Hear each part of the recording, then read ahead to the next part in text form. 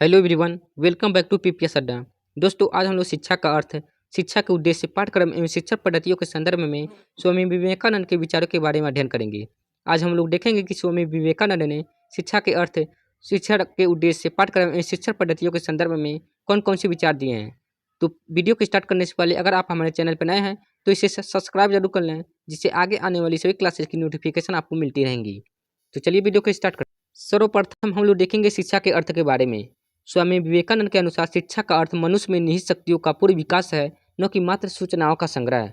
उनके अनुसार यदि शिक्षा का अर्थ सूचनाओं से होता तो पुस्तकालय संसार के सर्वश्रेष्ठ संत होते तथा विश्व को ऋषि बन जाते। उनके ही अनुसार शिक्षा उस सन्निहित प्रकाश, पूर्णता का प्रकाश है जो मनुष्य में पहले से ही विद्यमान है। क्या स्वामी विवेकानंद कहते हैं कि शिक्षा का अर्थ क्या है? मनुष्य में निहित शक्तियों का पूर्ण विकास है, न कि मात्र सूचनाओं का संग्रह।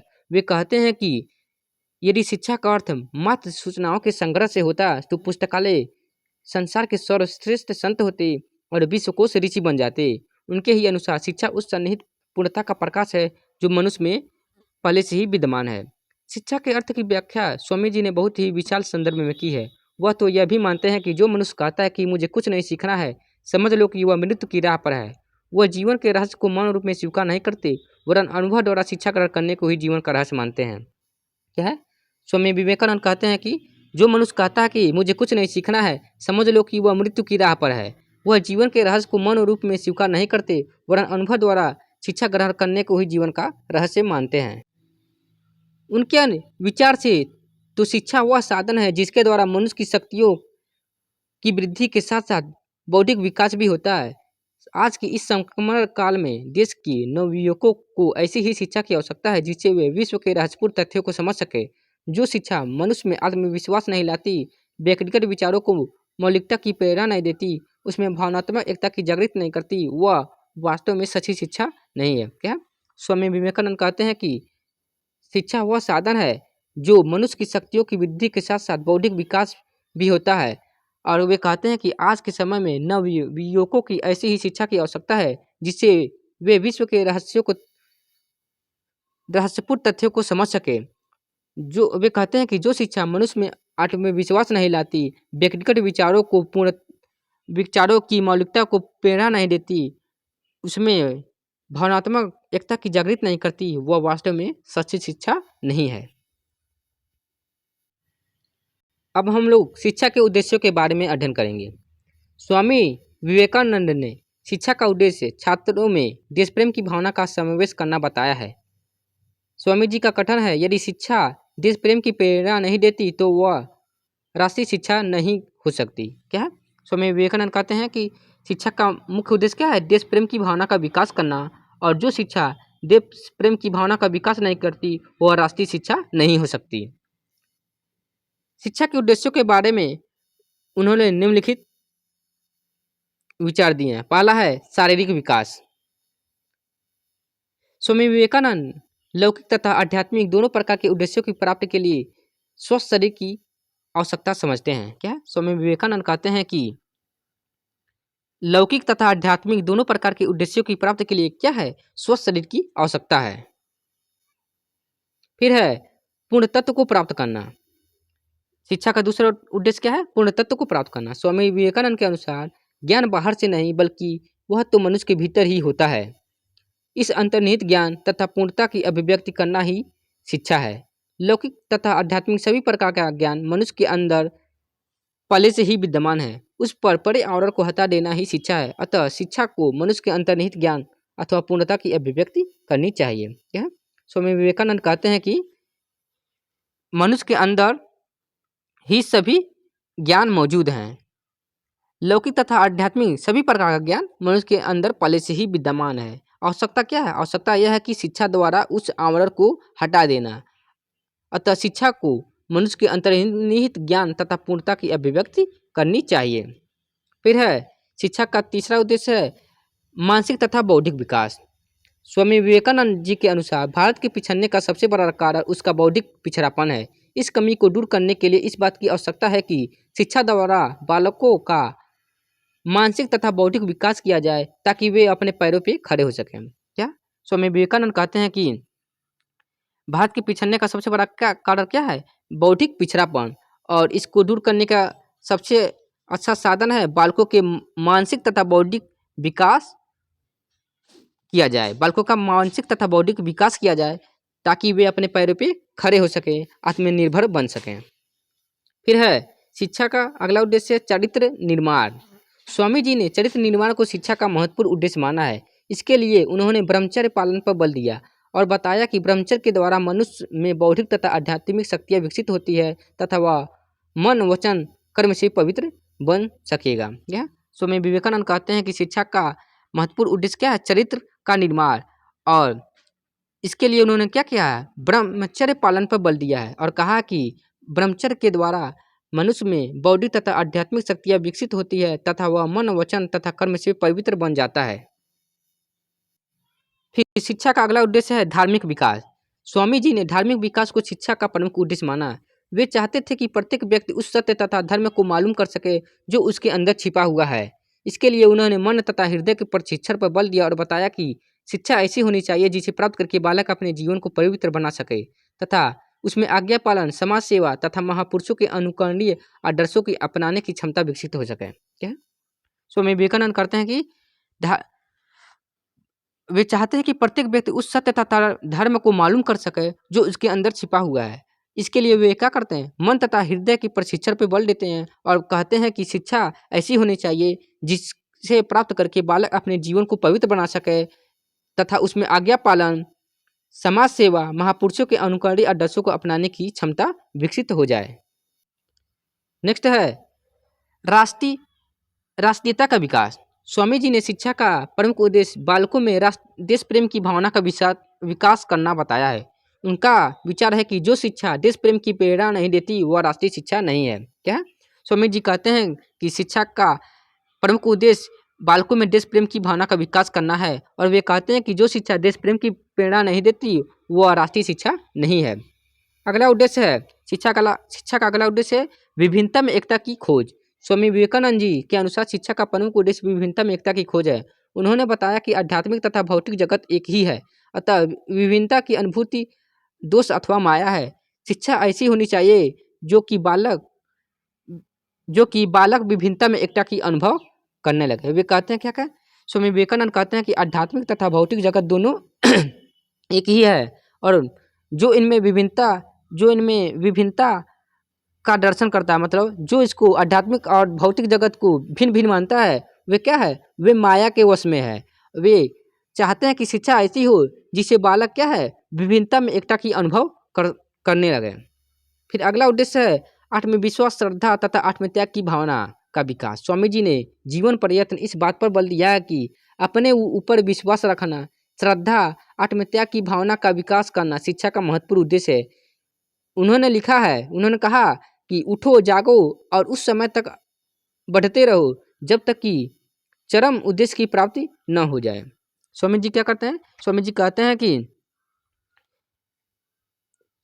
हैं कि अपने ऊपर विश्वास रखना, श्रद्धा तथा आत्मत्याग की भावना का विकास करना शिक्षा का महत्वपूर्ण उद्देश्य है और वे कहते हैं कि उठो, जागो और उस समय तक बढ़ते रहो जब तक कि चरम उद्देश्य की प्राप्ति न हो जाए। शिक्षा का अगला उद्देश्य है सांसारिक सुखों के त्याग की भावना। स्वामी जी के अनुसार मनुष्य में सांसारिक सुखों के प्रति मोह की भावना का त्याग करना ही शिक्षा का उद्देश्य होना चाहिए। जब तक कोई यह भावना उत्पन्न नहीं होती तब तक एक व्यक्ति दूसरे के हित के लिए कार्य नहीं करता। सांसारिक सुखों को त्यागने वाला व्यक्ति ही सबको समान दृष्टि से देखता है। उनका कहना है कि आज भारत को ऐसे ही त्यागी व्यक्तियों की आवश्यकता है। क्या कहते हैं?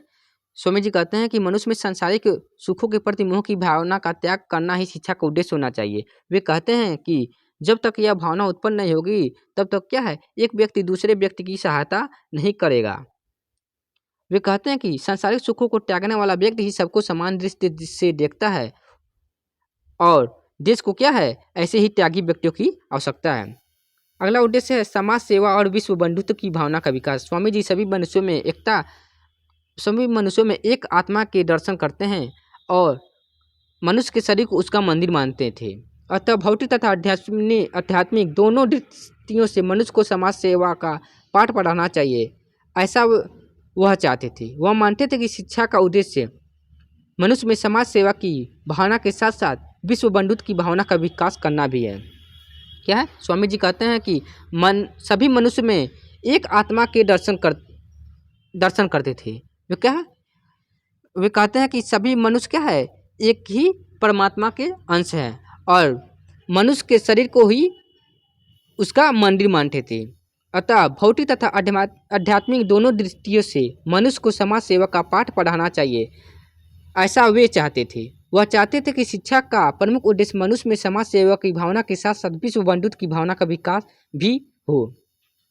फिर अब व्यावसायिक शिक्षा। भारत एक निर्धन देश है तथा यहाँ की अधिकांश जनता मुश्किल से ही अपना मूल आवश्यकताओं की पूर्ति करती है। स्वामी जी ने इस तथ्य तथा सत्य को हृदयगम्य किया तथा यह अनुभव किया कि कोरे अध्यात्म से ही जीवन नहीं चल सकता। जीवन चलाने के लिए कर्म अत्यधिक अनिवार्य है। इसके लिए उन्होंने शिक्षा के द्वारा मनुष्य को उत्पादन, उद्योग, कार्य तथा अन्य व्यवसाय में प्रशिक्षण करने पर बल दिया। क्या स्वामी जी ने अनुभव किया कि केवल अध्यात्म से ही जीवन नहीं चल सकता। वे कहते हैं कि जीवन चलाने के लिए कर्म अत्यधिक अनिवार्य है। इसके लिए उन्होंने शिक्षा के द्वारा मनुष्य को उत्पादन, उद्योग, कार्य तथा अन्य व्यवसाय में प्रशिक्षण करने पर बल दिया। फिर हम लोग देखेंगे पाठ्यक्रम। स्वामी जी जब पाठ्यक्रम की बात करते थे तो वे मानते थे कि मनुष्य एक सामाजिक प्राणी है। इस विश्व में वह एक निरीह मूक मानव के रूप में जन्म लेता है तथा विभिन्न विषयों के ज्ञान के द्वारा वह अपने को परिष्कृत करता है। उनकी मान्यता है कि पाठ्यक्रम निर्माण का आधार धर्म व मूल्यों का होना चाहिए, क्योंकि वह मनुष्य को पूर्ण मानव बनाने का सहयोग देते हैं। क्या है, स्वामी जी कहते हैं कि मनुष्य एक सामाजिक प्राणी है और विश्व में वह एक निरीह मूक मानव के रूप में जन्म लेता है, मतलब अनभिज्ञ रहता है। वह न कुछ बोलता है न कुछ समझता है और क्या है, आगे चलकर वह विभिन्न विषयों के ज्ञान के द्वारा ही अपने आप को परिष्कृत करता है। उनकी मान्यता थी कि पाठ्यक्रम का निर्माण का आधार धर्म और मूल्यों का होना चाहिए, क्योंकि वह मनुष्य को पूर्ण मानव बनाने का सहयोग देते हैं। स्वामी विवेकानंद पाठ्यक्रम को दो भागों में बांटते हैं, लौकिक पाठ्यक्रम और आध्यात्मिक पाठ्यक्रम। लौकिक पाठ्यक्रम के अंतर्गत स्वामी विवेकानंद ने निम्नलिखित विषयों को सम्मिलित किया। पहला है भाषा, जिसके अंतर्गत संस्कृत, मातृभाषा, प्रादेशिक भाषा, अंग्रेजी को सम्मिलित किया। उसके बाद है विज्ञान, मनोविज्ञान, गृह विज्ञान, तकनीकी शास्त्र, उद्योग कौशल, कला, संगीत, अभिनय, चित्रण, कृषि व व्यवसाय की शिक्षा, इतिहास, भूगोल, गणित, राजनीति, अर्थशास्त्र, खेलकूद व व्यवसाय और राष्ट्र सेवा। उसके बाद उन्होंने आध्यात्मिक पाठ्यक्रम में निम्नलिखित को सम्मिलित किया। पहला है धर्म एवं दर्शन, पुराण, उपदेश, श्रवण, कीर्तन, गीत व भजन, साधु संगीत। अब हम लोग शिक्षण विधियों के बारे में देखेंगे। प्रोफेसर लक्ष्मी नारायण गुप्त के शब्दों में शिक्षा की विधि में स्वामी विवेकानंद का अपना एक विशिष्ट स्थान है। उनकी शिक्षा विधि एक मात्र आध्यात्मिक कही जा सकती है। इसका आधार धर्म है। इस विचार से उन्होंने धर्म की विशेष पद्धति को अपनाकर शिक्षा देने के लिए कहा। इस पद्धति की निम्नलिखित विशेषताएं हैं। पहला है चित्तवृत्ति के निरोध के लिए योग विधि का प्रयोग। चित्तवृत्तियों के निरोध के लिए योग विधियों का प्रयोग। चित्तवृत्ति मतलब कि मन में चलने वाले विचार, अलग अलग विचार और अलग अलग विचार, जैसे कि अगर इसको एक जगह पर फोकस करना है तो क्या है, योग विधि के द्वारा क्या कर सकते हैं, हम लोग अपने मन को एकाग्रित कर सकते हैं। अगला है शिक्षक के गुणों व आदर्शों के अनुकरण हेतु अनुकरण विधि का प्रयोग। क्या है, शिक्षक के गुणों व आदर्शों के अनुकरण हेतु अनुकरण विधि का प्रयोग। अगला है मन को एकाग्र करने वाली केंद्रीकरण की विधि का प्रयोग। फिर है ज्ञान अर्जित करने हेतु विचार विमर्श, व्याख्यान, उपदेश व तर्क विधि का प्रयोग। क्या है, स्वामी विवेकानंद कहते हैं कि ज्ञान अर्जित करने के लिए सबसे महत्वपूर्ण है विचार विमर्श किया जाए, व्याख्यान किया जाए, उपदेश हो और तर्क वितर्क हो।